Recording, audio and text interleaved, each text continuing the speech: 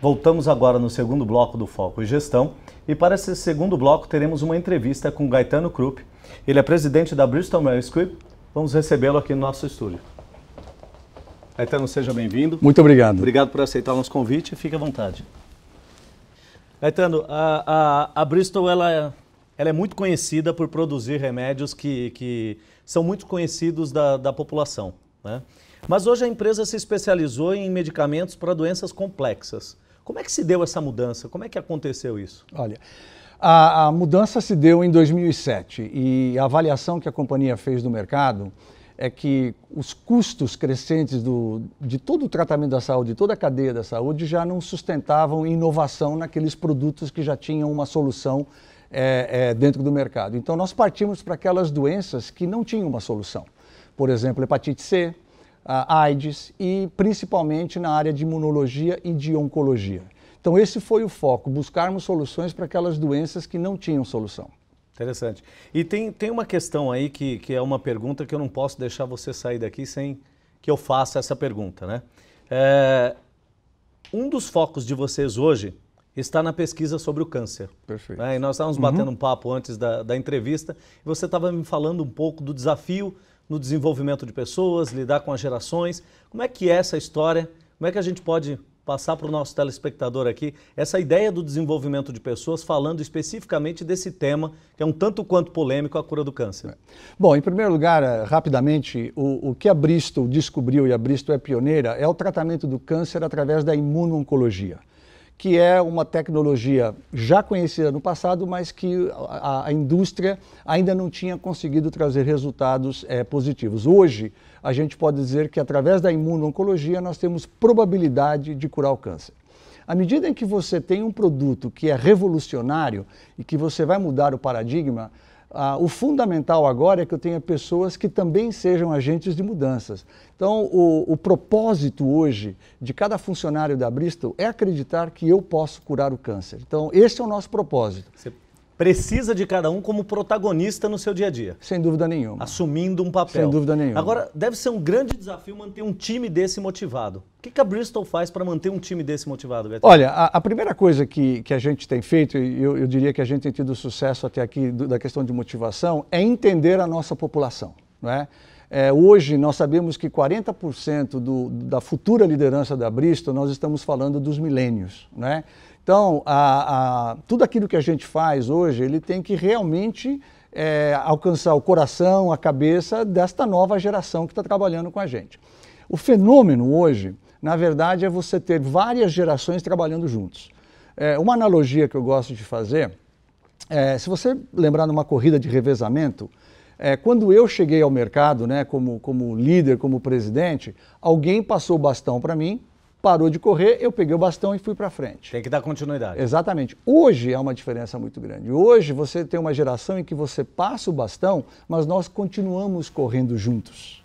Então, esse é um detalhe muito importante. Hoje o papel do líder é muito mais um papel de um coach do que aquele que dizia para que caminho nós vamos trabalhar. Ele é um coach, ele é um mentor ao mesmo tempo, Totalmente. Ele tem que suportar o seu liderado, de certa forma, para que ele alcance o resultado, e que não é um resultado dos mais fáceis esse desafio de vocês. Sem dúvida nenhuma. Então, os nossos funcionários hoje, eles exigem isso. Então, à medida em que a gente captou essa mensagem, a gente acabou realmente se preparando para isso, as coisas estão caminhando bem. Um exemplo de preparação é algo que eu estou vivendo, que é muito interessante, é o que a gente chama de mentoring reverso. Então, hoje eu tenho um mentor, obviamente que é alguém que me ajuda do ponto de vista tradicional, mas eu tenho um mentor reverso, eu tenho um dos nossos líderes, milênio, que é o meu mentor também, não é? E é muito interessante porque quando eu olho para os meus blind spots, aquelas áreas que eu tenho para desenvolvimento, a percepção e a visão dele é bastante interessante. Então esse é um exemplo em que você começa a utilizar a própria força de trabalho para poder lapidar o estilo de liderança que eles esperam. É como se nós tivéssemos pessoas com competências distintas olhando uma mesma coisa por ângulos diferentes. Sem dúvida nenhuma. Para deixar mais claro assim para o telespectador, é mais ou menos perfeito. Isso que acontece.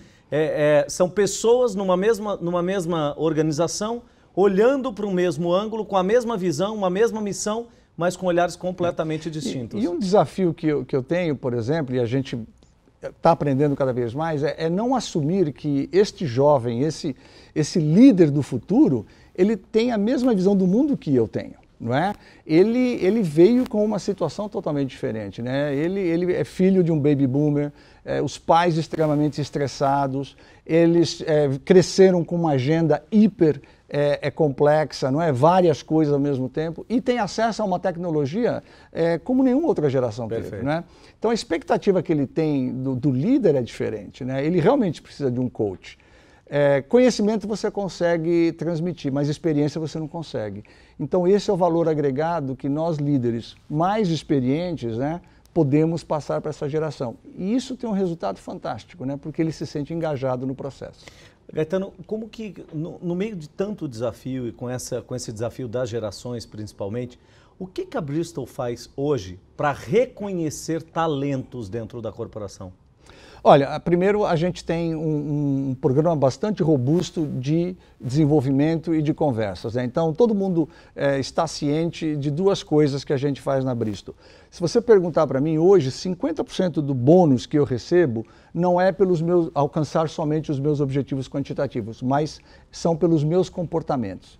Então, existem vários indicadores para um bônus. Né? Mas a Bristol é a primeira empresa que eu trabalhei onde o teu comportamento tem um peso tão significativo. Né? E dentro desse comportamento está a identificação, o desenvolvimento e a manutenção dos talentos. Então, basicamente, nós temos 3 grandes conversas durante o ano e, obviamente, existem as informais que acontecem numa maior frequência, onde você determina quais são os objetivos do indivíduo, o que o indivíduo quer alcançar dentro da Bristol. E nós, então, colocamos as oportunidades que a gente tem. Nós temos, por exemplo, um programa de job posting global.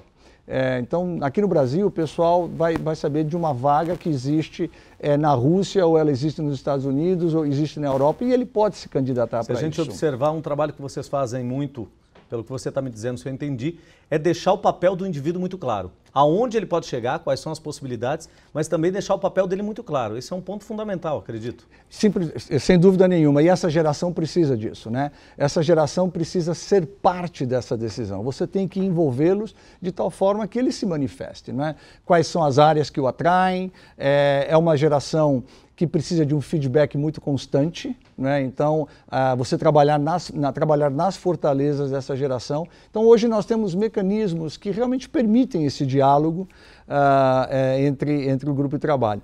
Eu me lembro que quando eu comecei, a gente falava muito em chão de planta, né? Uhum. Você está na fábrica, aquela coisa. Hoje, o líder tem que estar ao chão do escritório, né? Você tem que estar extremamente acessível, as pessoas têm que te ver, porque eles encaram quase que uma conversa do mesmo nível. Eles querem ter essa interação e esse acesso. Ele tem que participar, né? Ele tem que estar ali no dia a dia. É isso aí. Se você pudesse compartilhar com a gente aqui, Gaetano, o que você acredita que dessa geração, que é o que vocês tanto estão investindo nesse desenvolvimento dessas pessoas, o que essa geração, as 3 coisas que essa geração mais valoriza hoje?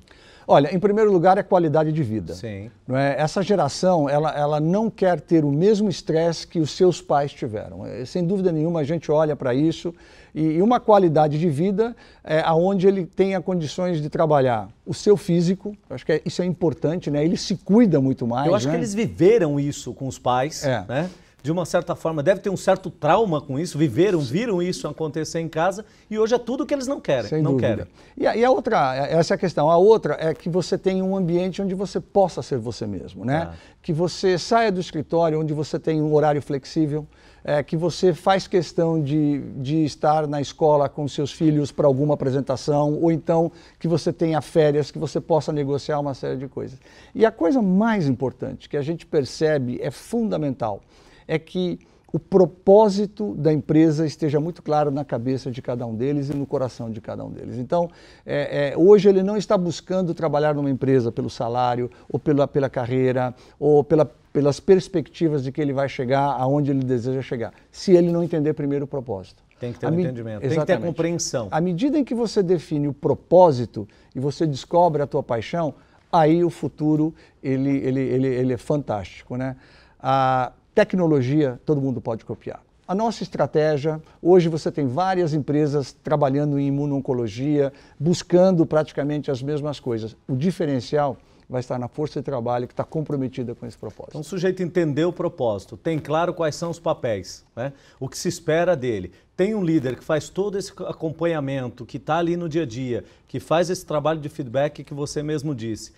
Serve como exemplo, o sujeito não tem como se engajar, não tem como não ser protagonista desse papel paralelo ao seu líder. Interessante que vocês Essa é a nossa visão. Essa é a nossa visão. Muito interessante o que vocês estão fazendo. Eu acredito que nessa área, no farmacêutico, a inovação deve ser um grande desafio para vocês, né?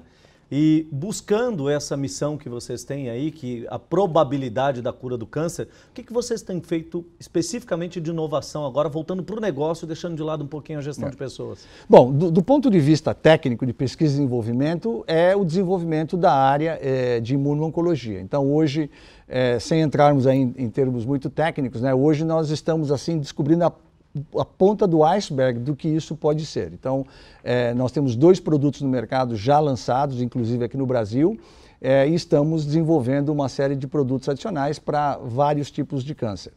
A outra questão também é que você não pode ficar alienado do processo de reembolso, do processo de acesso. Então, trazer uma droga nova é muito importante, a população vai precisar, nós vamos viver muito mais, enfim, a questão demográfica está muito clara, mas a gente também precisa mudar o processo de acesso, o acesso público, o acesso privado. Então, hoje o que nós estamos trazendo de inovação, além dos nossos produtos, é realmente uma metodologia para qualificar o valor de cada um desses produtos, né? O que é que isso vai trazer para o indivíduo, para o mercado de trabalho e que ele esteja disposto realmente a pagar pelo que esse produto demanda, tanto no aspecto privado como no aspecto público. Sensacional.